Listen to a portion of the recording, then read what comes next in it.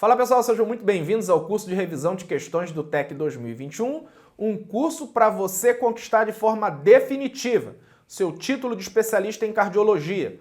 Eu me chamo Anderson Luiz e, dando continuidade ao módulo de arritmia cardíaca, a gente vai ver neste vídeo uma questão da prova do TEC de 2020 e o assunto indicações de CDI e de terapia de ressincronização cardíaca.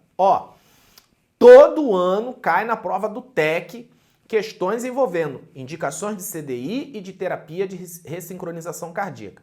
Você não pode ir para a prova de 2021 agora no final do ano sem saber as indicações de CDI e de terapia de ressincronização cardíaca. Eu vou trazer aqui, essa questão e outras questões também envolvendo esse assunto, questões de anos anteriores, para a gente poder fazer uma revisão e um treinamento, tá? Mas é muito importante que você vá para a prova sabendo essas indicações. Então, sem mais demora, vamos lá. TEC 2020, em relação ao manejo de pacientes portadores de insuficiência cardíaca com fração de ejeção reduzida, é correto afirmar.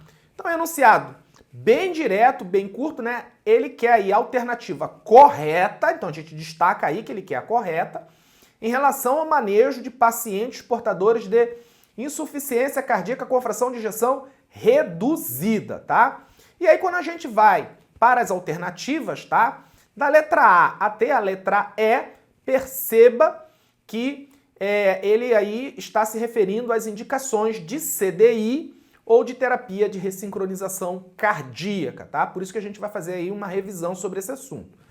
Muito bem, a gente tem uma diretriz que é muito antiga, a diretriz de 2007, que fala sobre dispositivos cardíacos eletrônicos implantáveis, tá? Diretriz de 2007. E a gente tem o livro-texto da Sociedade Brasileira de Cardiologia, que foi publicado agora em 2021, tá super atualizado. Então a gente vai fazer o seguinte, a gente vai pegar as indicações que estão aí nesse livro-texto, que é um livro recente, e vamos trabalhar em cima do livro-texto, tá? A diretriz de 2007, ela não sofreu nenhuma revisão, nenhuma atualização, até o ano agora de 2021. Então a gente vai utilizar o livro-texto, tá? Que foi publicado este ano. Muito bem, então existem aí as classes de indicações, para o implante de ressincronizador cardíaco. Eu não vou ficar lendo o slide, tá? É necessário aí que você memorize, tá? Essas indicações de ressincronizador, tá? Então a gente tem, as indicações classe 1, tá? Classe 2A e classe 2B, tá certo? De ressincronizador. E o que está no livro-texto da Diretriz Brasileira de Cardiologia desse ano, tá? É diferente do que está na diretriz de 2007 em relação a ressincronizador, tá? Indicação de implante de ressincronizador cardíaco.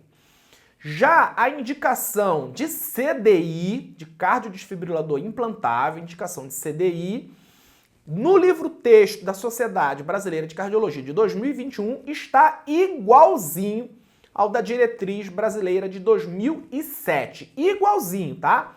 Então a gente tem as recomendações para implante de CDI na prevenção primária de morte súbita cardíaca em pacientes com cardiopatia estrutural, tá? Também não vou ficar lendo, mas a gente tem aí classe 1, classe 2A e classe 3, aquilo que não está indicado, tá? Isso para prevenção primária nos pacientes portadores de cardiopatia estrutural, ok? No caso, para prevenção secundária, também, o que está no livro-texto da Sociedade Brasileira de Cardiologia está idêntico à diretriz de 2007 em relação aí ao CDI.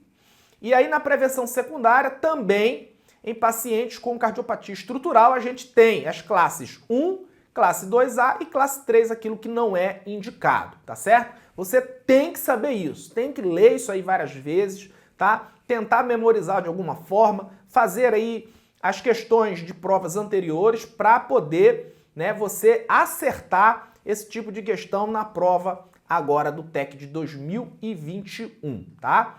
Então vamos lá, vamos para as alternativas, Lembrar que ele quer a alternativa correta em relação aí ao tratamento, o manejo da insuficiência cardíaca com fração de ejeção reduzida, tá? Então vamos lá, vamos começar de baixo para cima. Vamos começar de baixo para cima. Então vamos lá. Letra E.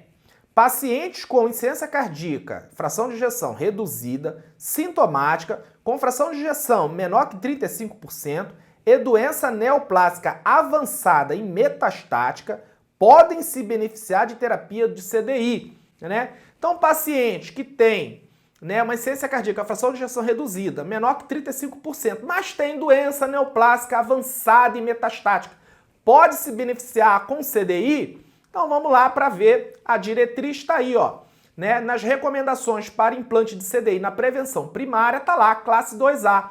Paciente com cardiopatia, né, dilatada não isquêmica, classe funcional 2 e 3, fração de ejeção menor ou igual a 35% e expectativa de vida de pelo menos 1 ano, tá? Expectativa de vida pelo menos 1 ano.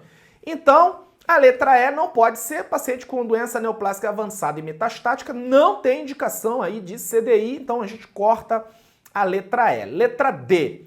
No contexto da insuficiência cardíaca com a fração de ejeção reduzida, sintomática e tempestade elétrica, o CDI deve ser implantado de imediato a fim de melhorar a sobrevida, tá? Então, será que a gente deve implantar CDI em paciente com tempestade elétrica? Então vamos lá para a diretriz, tá aí, ó.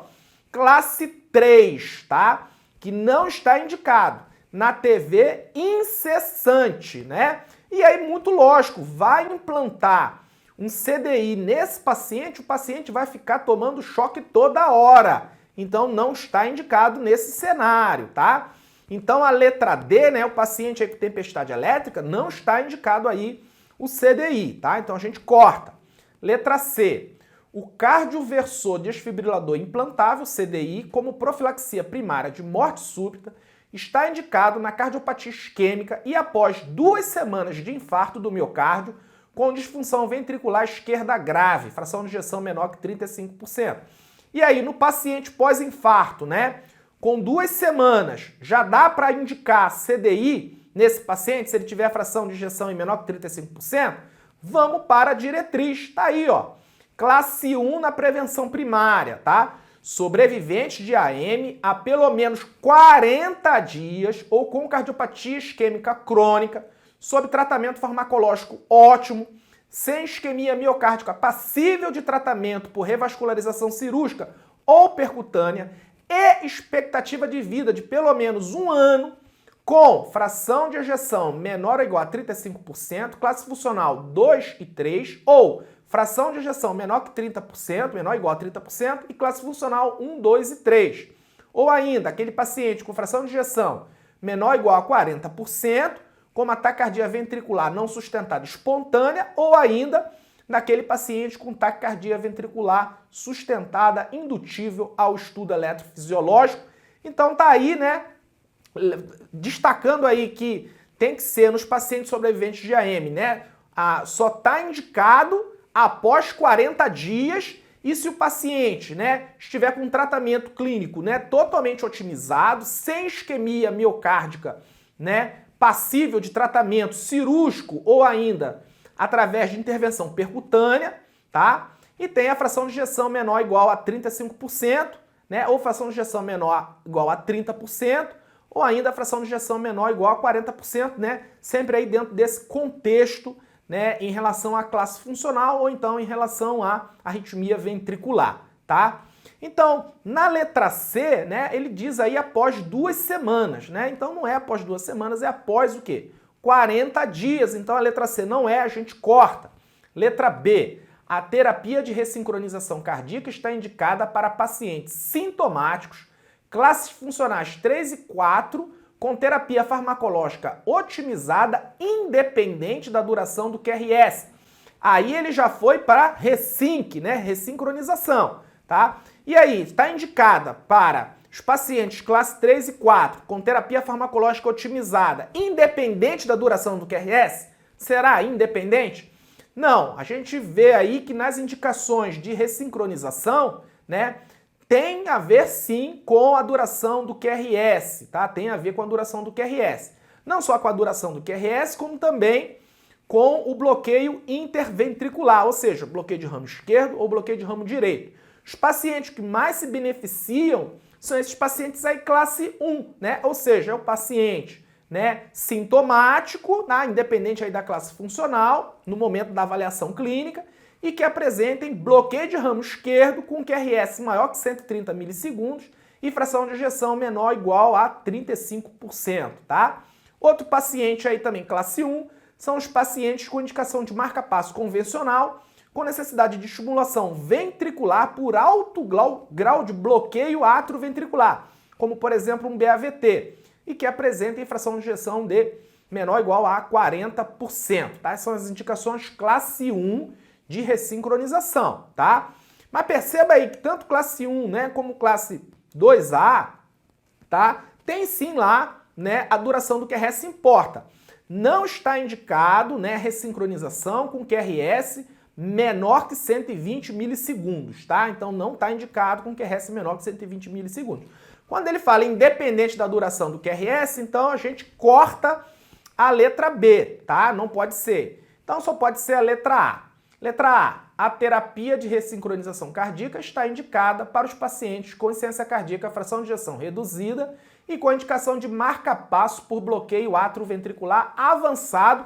A gente viu, né? Tá lá, é classe 1, tá? Então o paciente tem bloqueio atrioventricular avançado, tem uma fração de ejeção menor ou igual a 40%, tem indicação de marca-passo convencional, então tem indicação aí de ressincronização. Então, gabarito é a letra A.